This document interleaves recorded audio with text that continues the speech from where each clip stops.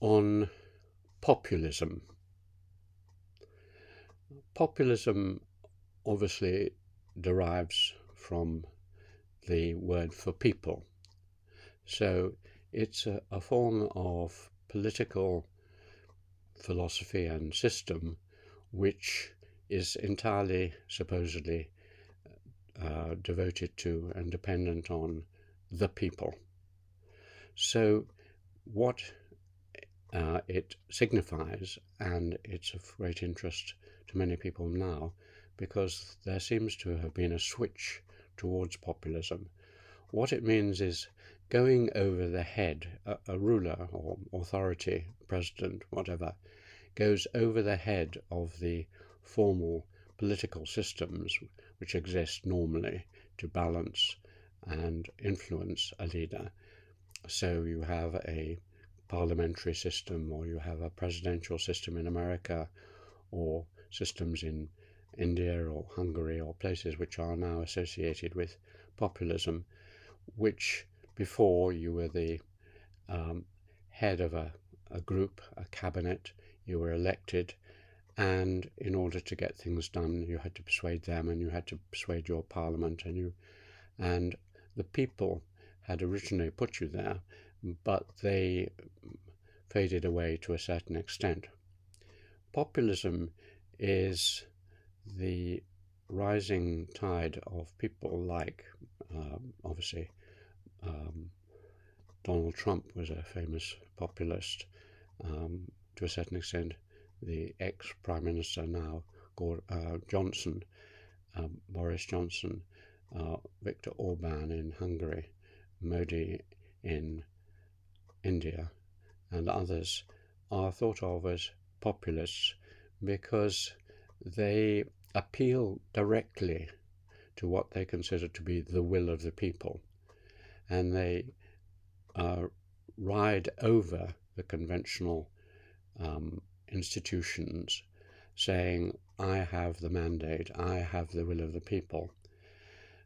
Why should this have arisen? Well, it's related to many, many different things, but one of the things which particularly seems to be prominent is a change in the communications technologies. Before, with the old print technologies and the old television systems, and even before that, then it was very difficult for a particular individual to reach large swathes of the population. It took a long time, and you only reached certain sectors of it. Now, particularly as we saw it with Twitter, with Donald Trump, and to a certain extent with Boris Johnson, you can reach out, you can go over the heads, you can tweet and summon up and encourage your supporters. And so it has echoes and memories, and this is what frightens people, of the demagoguery of the 1930s, the black shirts and Hitler with his mass rallies. It's like a mass rally, but not just confined to a certain stadium or small area, but to much of the population who are looking at you or hearing about you on their smartphones. So populism is enabled by that, and this, many people think, is a real danger to balanced democracies, and often it seems to be associated with moving towards what people describe as the right. In other words, more conservative and authoritarian systems. You could have, and you did to a certain extent in China and elsewhere, the populism of the left. Chairman Mao was in many ways a great populist leader, but it tends to be to the right. It's difficult to know how you counter it if you think it's a bad thing.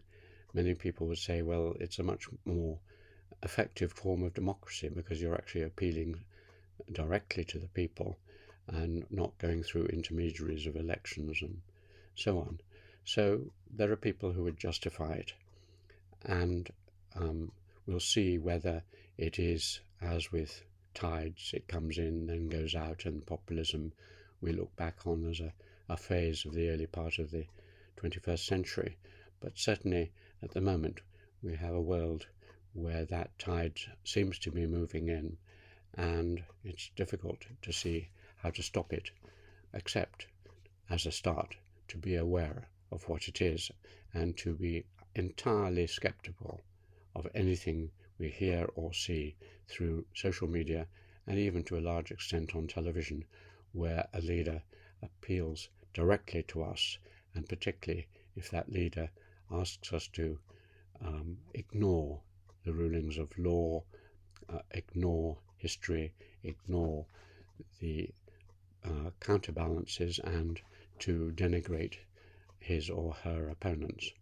So beware of people who appeal often to our deeper emotions of hate and distrust, and do that in order not to improve our own good, but to promote their own agenda, but often appealing to people who are increasingly, for various reasons, confused, uncertain, distrust conventional authorities, and indeed are filled with distrust, dislike, and annoyance and anxiety.